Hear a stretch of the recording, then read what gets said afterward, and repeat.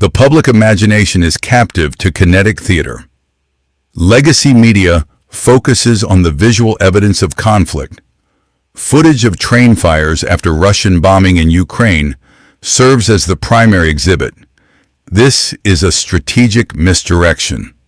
The primary vector in a peer-level conflict will not be a saturation missile attack. The kinetic cost is too high. The escalation path too predictable. The real attack will be silent. The systemic vulnerability is not our armor. It is our nervous system. According to assessments by security institutes like RUSI, the operational weak point is the network of undersea fiber optic cables that transmits over 97% of global data. Severing these data arteries and blinding key satellite constellations is the protocol for inducing paralysis. This protocol is designed to create a blind Leviathan, a superpower with immense kinetic force but zero situational awareness. A carrier strike group without satellite data is a multi-billion-dollar liability, not an asset. Financial markets without transaction data trigger an immediate solvency crisis. This induced coma is not the war itself. It is the prerequisite for it. While the Leviathan is blinded, a window of opportunity opens for kinetic action on a secondary front, where strategic ambiguity, such as the policy regarding Taiwan, can be decisively resolved. The Electrum Group's cyber attack on the Polish electric system is a documented blueprint for this vector. It is a non-kinetic attack on critical infrastructure designed to create systemic chaos, providing cover for a physical advance. The motive for asymmetric escalation is not strength. It is a systemic solvency crisis. According to analysis from CSIS, a prolonged conventional war becomes a terminal domestic liability. The kinetic cost, the expenditure of precision munitions, armor, and personnel, exceeds the state's capacity for replacement. The war itself becomes an unpopular economic black hole, threatening the regime's internal stability. This weakness forces a strategic pivot. When you can no longer afford to win on the primary kinetic front, you are forced to open a secondary, non-kinetic front. The objective changes from battlefield victory to inflicting disproportionate economic and systemic pain on your adversary's sponsors. This is not a choice. It is a mathematical function of diminishing financial and military liquidity. The blueprint is now operational. Reports from Dragos confirm the Electrum Group, a state-aligned threat actor, has executed attacks targeting the Polish electric system. This is not random vandalism. It is a strategic probe of critical infrastructure in a NATO-adjacent state. The objective is to map vulnerabilities and demonstrate a launch-on-warning capability against the Western energy grid, a primary vector for inducing systemic chaos at near-zero kinetic cost. This protocol is designed to be an accelerant. It leverages pre-existing financial fragility, which economists warn could eclipse the 2008 crisis. By layering an infrastructure threat on top of a solvency threat, the adversary degrades a superpower's conventional deterrent. Resources are diverted inward to manage domestic panic, creating a window of strategic opportunity for kinetic action elsewhere. A fait accompli on a secondary front, while the West is paralyzed by an engineered crisis at home. The central protocol of modern conflict is no longer about troop numbers. It is a pure function of economics. According to analysis from the Royal United Services Institute, or RUSI, the kinetic cost exchange is now terminally inverted. A state invests $5 million in a main battle tank, the apex of its conventional ground force. An adversary neutralizes this asset with a $500 first-person view drone. This is not a tactical fluke. It is a systemic economic reality. This is the democratization of violence. The barrier to entry for projecting lethal force has collapsed. The ability to destroy a multi-million-dollar asset is now available at the cost of a consumer electronic. For a superpower, every tank, every armored vehicle becomes a high-value liability. For the asymmetric adversary, it is a zero-sum game of attrition. They are mathematically guaranteed to win, bleeding a nation's military solvency one cheap, disposable unit at a time.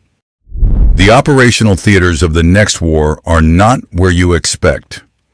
They are not the primary kinetic fronts, but the gray zones, designated proxy laboratories for systemic stress testing.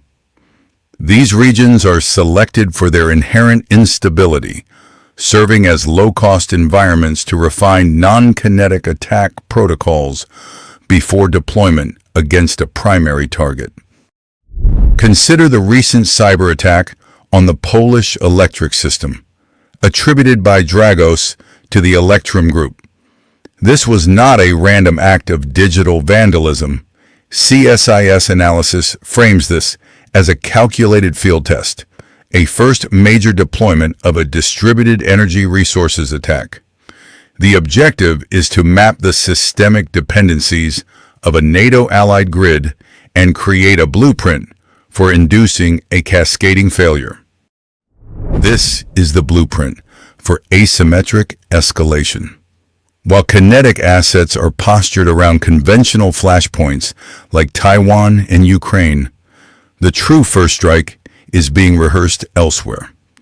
The goal is to engineer a systemic liability, a solvency crisis or infrastructure collapse that paralyzes a superpower's launch-on-warning capability.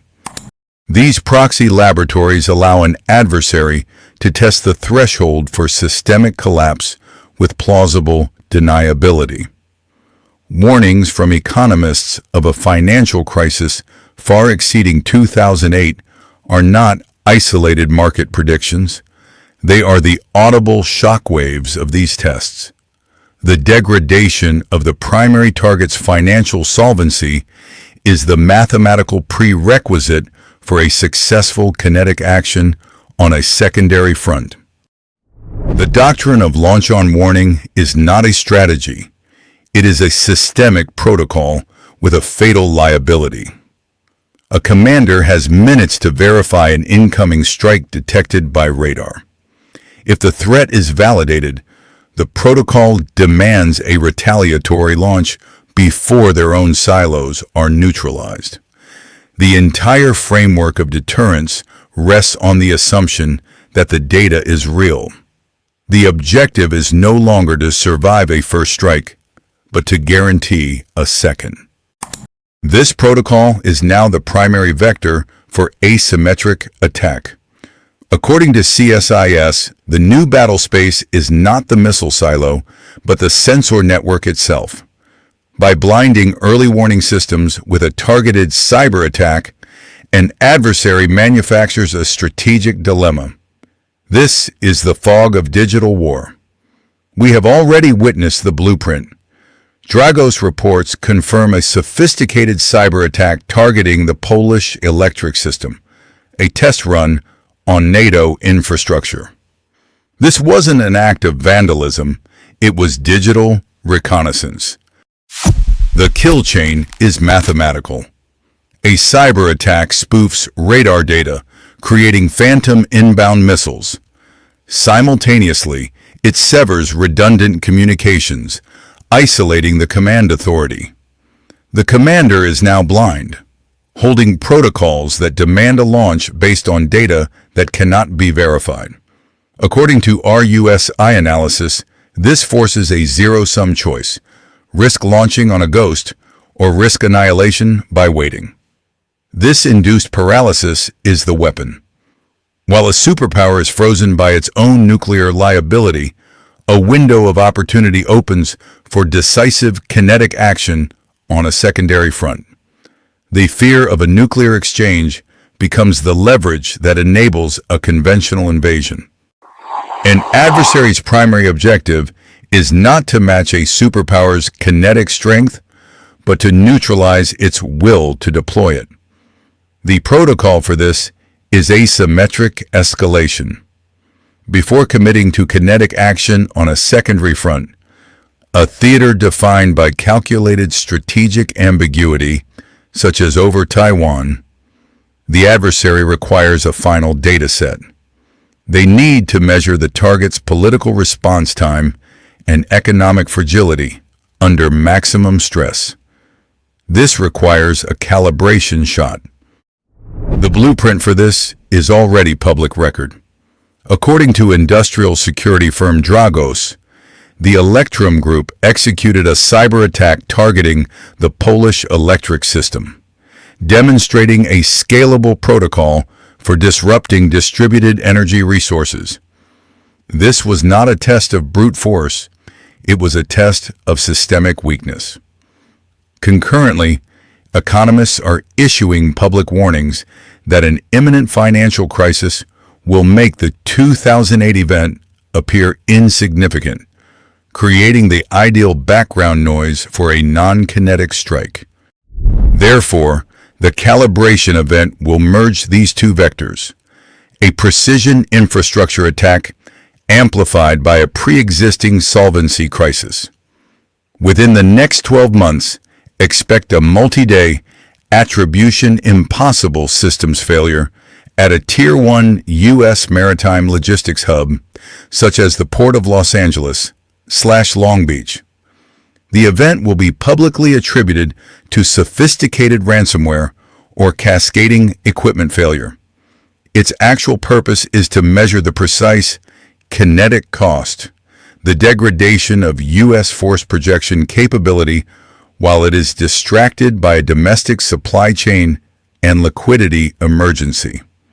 It is the final data point required before a decision on a primary geopolitical objective is made.